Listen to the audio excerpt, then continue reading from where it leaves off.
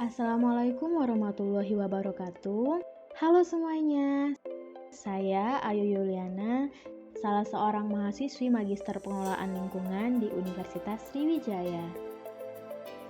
Pada video kali ini, saya akan menjelaskan tentang sampah sebagai salah satu tugas mata kuliah Ilmu Lingkungan dengan dosen pengampu Profesor Dr. Insinyur Nurhayati MSI. I hope you enjoy it. Nah, teman-teman, apa sih itu sampah? Secara umum, sampah adalah material yang dibuang sebagai sisa dari hasil produksi industri maupun rumah tangga. Menurut Undang-Undang Nomor 18 Tahun 2008 tentang pengelolaan sampah, sampah adalah sisa kegiatan sehari-hari manusia atau proses alam, baik yang berbentuk padat maupun semi padat, dapat berupa zat organik maupun zat anorganik, yang bisa terurai maupun tidak bisa terurai, yang dianggap sudah tidak berguna lagi dan dibuang ke lingkungan. Dan menurut WHO, sampah adalah barang yang berasal dari kegiatan manusia yang tidak lagi digunakan, baik tidak dipakai, tidak disenangi, ataupun yang dibuang. Dan itu mengartikan bahwa limbah sisa buangan merupakan benda yang tidak disenangi, sehingga banyak orang yang akan membuangnya ke alam. Dari beberapa pengertian tersebut, dapat kita artikan intinya sampah adalah material yang dibuang sebagai sisa-sisa dari kehidupan manusia, baik yang dapat terurai maupun tidak dapat terurai. Nah, teman-teman, ada satu hal yang perlu menjadi perhatian lebih. Apa itu? Yaitu sampah rumah tangga. Mengapa demikian? Karena menurut saya, hampir sebagian besar sampah yang ada di muka bumi ini paling banyak itu dihasilkan dari kegiatan rumah tangga. Bahkan, masih banyak yang masih belum teredukasi tentang hal tersebut. Bahwa seharusnya pembuangan sampah harus tepat pada tempatnya, dan kita harus benar-benar memisahkan mana sampah organik dan mana sampah anorganik. Nah, teman-teman, ini adalah kotak sampah yang ada di Taman Kota Batu Raja. Kita tahu sendiri taman kota pasti ramai dan sampah akan meningkat secara cepat. Nah, yang satu ini adalah kotak sampah yang berada di pinggir jalan. Hal ini memudahkan untuk pengendara ataupun orang yang berjalan kaki ataupun semua orang yang terdekat dengan kotak sampah ini itu membuang sampah tepat pada tempatnya. Nah, teman-teman, tidak hanya di tempat keramaian maupun di pinggir jalan, tapi pemerintah kota saya pun menyediakan kotak sampah di dekat perumahan warga. Ini memudahkan pelaku rumah tangga untuk membuang sampah tepat pada tempatnya. Nah, bisa kita lihat warga di sini sudah membuang sampah plastik di tempat anorganik dan membuang sampah berupa dedaunan yang merupakan bahan organik itu di tempat organik. Nah, sampah-sampah yang sudah kita buang di kotak sampah yang disediakan oleh pemerintah ini setiap harinya akan diangkut oleh truk pengangkut sampah yang sudah disediakan oleh pemerintah, kemudian dibawa ke tempat lokasi tempat pembuangan sampah pemerintah dan akan diproses sesuai peraturan yang berlaku. Nah, teman-teman, dari apa yang sudah saya jelaskan sebelumnya, sebenarnya seperti apa sih jenis-jenis sampah yang ada di muka bumi? Klasifikasi sampah berdasarkan sifatnya itu ada dua, yaitu sampah organik dan sampah anorganik. Sampah organik merupakan bahan buangan yang berasal dari hasil produk berbahan dasar hayati yang dengan mudah akan terdegradasi oleh mikroorganisme atau mikroba, dan ini terjadi secara alami. Nah, contoh sampah organik itu misalnya bahan buangan yang berasal dari dapur. Sisa-sisa makanan, tepung, sayuran, kulit buah, daun, ataupun ranting. Yang kedua itu ada sampah anorganik, yang merupakan bahan buangan yang berasal dari hasil produk berbahan dasar non-hayati, seperti plastik, kertas, kaca, keramik, logam, dan lain-lain.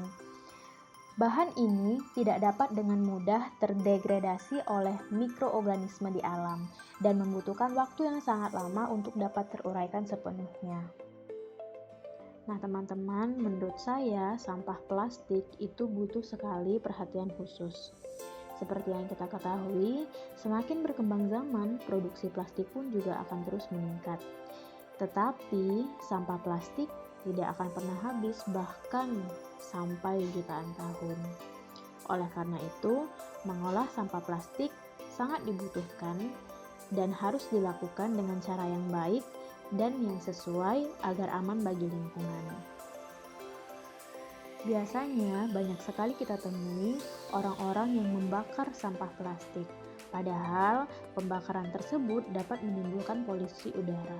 Nah teman-teman, pembakaran sampah, terutama sampah plastik, itu bisa meningkatkan karbon dioksida yang ada di udara sehingga membuat udara tersebut tercemar. Jika dilakukan secara terus-menerus, maka bisa menjadi bahaya untuk kesehatan manusia. Selanjutnya, sampah plastik itu juga bisa mencemari tanah dan air. Saat tumpukan sampah plastik menggunung, maka tempat pembuangan sampah akan berinteraksi langsung dengan air. Kondisi yang terbentuk dapat membuat bahan kimia berbahaya yang terkandung dalam plastik bisa meresap terlalu dalam hingga ke bawah tanah. Dan ini bisa menimbulkan penurunan kualitas tanah dan air, serta bisa membahayakan kesehatan bila dikonsumsi langsung oleh masyarakat. Nah teman-teman, saat ini saya sedang berada di tepi sungai, tepatnya di bawah jembatan Ogan 1 Batu Raja. Seperti yang kita ketahui, banyak sekali pelaku rumah tangga yang akhirnya membuang sampah mereka di sungai, terutama pelaku rumah tangga yang rumahnya ada di tepi sungai.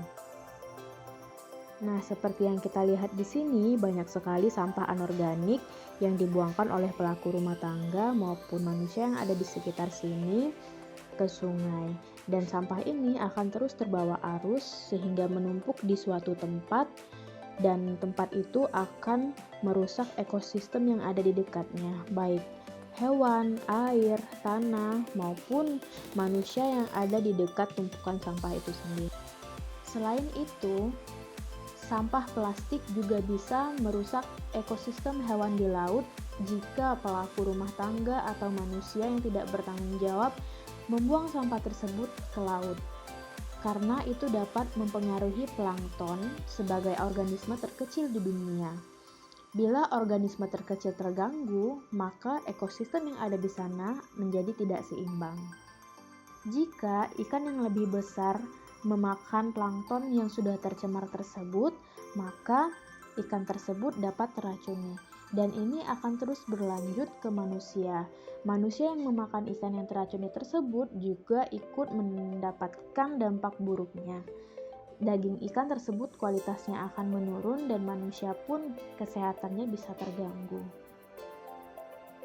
Contoh kasus lain dampak buruk sampah plastik bagi ekosistem di laut itu pernah ditemukan ada paus yang kerap kali terdampar dan perutnya itu berisi banyak sekali sampah plastik. Nah teman-teman, oleh karena itu hal ini perlu mendapat perhatian khusus. Bagaimana caranya? Itu harus dimulai dari diri kita sendiri. Yang pertama yang bisa kita lakukan itu kita menghindari penggunaan sedotan plastik. Bisa kita ganti dengan sedotan stainless yang bisa dipakai berulang kali. Yang kedua, kita bisa menggunakan kantong yang reusable.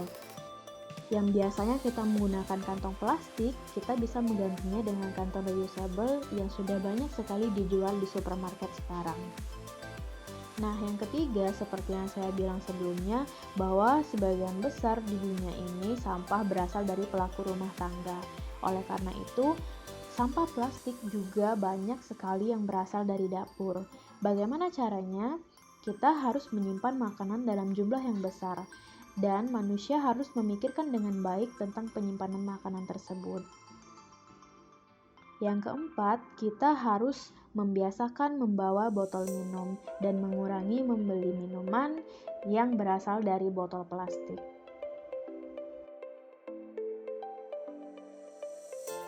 Yang selanjutnya, kita harus saling sharing dengan warga sekitar tentang pentingnya mengurangi penggunaan plastik. Dan itu bisa dimulai dari anak kecil hingga anak muda sampai ke orang tua. Nah, yang terakhir, kita harus menumbuhkan jiwa kreatif dan ini pun bisa menjadi peluang usaha, yaitu daur ulang sampah plastik. Daur ulang sampah plastik sudah sering sekali ya teman-teman dilakukan, bahkan sudah banyak sekali pelaku usaha yang mendaur ulang sampah plastik menjadi sebuah produk yang bisa digunakan kembali. Mari kita ketahui jenis-jenis plastik yang biasa digunakan dalam kehidupan sehari-hari. Yang pertama itu ada jenis PET atau polyethylene terephthalate. Dan ini biasanya terdapat pada botol minuman. Yang kedua itu ada jenis HDPE atau High Density Polyethylene. Dan ini biasanya digunakan pada botol deterjen. Yang ketiga itu jenis PVC atau polyvinyl klorida. Ini biasanya kita temukan, salah satu contohnya itu adalah pada pipa. Yang keempat ada jenis LDPE atau Low Density Polyethylene. Nah, ini biasanya ditemukan dalam pembungkus makanan. Yang kelima itu ada jenis PP atau polypropilena. Nah, ini biasanya digunakan pada tutup botol dan sedotan. Dan yang keenam itu ada PS atau polistirena. Contohnya adalah seperti bahan styrofoam yang biasa digunakan untuk kotak makanan, pembungkus daging, maupun cangkir yang sekali pakai. Nah teman-teman, botol minuman plastik itu sudah banyak sekali dikreativitaskan oleh manusia. Dijadikan pot tanaman lucu, dijadikan wadah untuk aksesoris, dijadikan kerajinan untuk bunga hias, dijadikan celengan anak dari botol plastik, dijadikan tempat pensil atau pena. Selain itu, bahkan ada yang memanfaatkan bekas botol deterjen untuk menjadi rak buku. Limbah tutup botol pun sekarang sudah dimanfaatkan oleh manusia untuk dijadikan mainan tas, dijadikan keranjang. Dan yang paling banyak sekali itu adalah sedotan.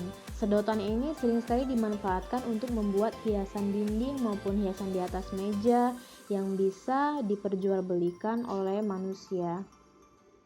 Nah teman-teman, yang terakhir itu pemanfaatan limbah plastik yang terbuat dari polistirena, yaitu styrofoam. Saat ini sudah berkembang bisnis styrofoam yang dijadikan bahan campuran untuk batako. Batako yang dihasilkan ini adalah batako ramah lingkungan. Tetapi sekarang ini masih sangat jarang manusia menggunakan batako dari styrofoam ini karena harganya yang terbilang cukup mahal. Nah teman-teman, selain limbah plastik juga ada limbah yang berbahan kaleng. Nah, berbahan kaleng ini banyak sekali sudah dimanfaatkan oleh manusia untuk dibuat kembali menjadi celengan, bisa dibuat menjadi ember, bisa dibuat menjadi kotak sampah, bahkan menjadi drum yang serbaguna. Nah, teman-teman, semua produk hasil pengolahan limbah berbagai jenis sampah plastik dan kaleng semuanya bernilai jual ya, sehingga bisa meningkatkan perekonomian. Nah teman-teman, ingat ya, untuk menanggulangi dan mengurangi sampah, terutama sampah plastik, itu harus dimulai dari diri kita sendiri. Kita bisa melakukan reduce, reuse, recycle, replace, dan repair. Reduce artinya kita mengurangi pemakaian, reuse artinya kita menggunakan kembali, recycle artinya kita harus mendaur ulang, replace artinya kita harus mengganti barang sekali pakai dengan yang bisa dipakai berulang kali. Yang terakhir itu adalah repair, yang artinya kita memperbaiki yang rusak sehingga dapat digunakan lagi. Nah teman-teman, ayo kita mulai dari diri kita sendiri. Hal yang paling kecil yang bisa kita lakukan adalah membawa wadah makan dan wadah minum yang bisa digunakan berulang kali. Teman-teman semua, terima kasih sudah menyaksikan video saya. Itulah sharing dari saya mengenai sampah di kehidupan kita sehari-hari. Terima kasih, saya akhiri. Wassalamualaikum warahmatullahi wabarakatuh.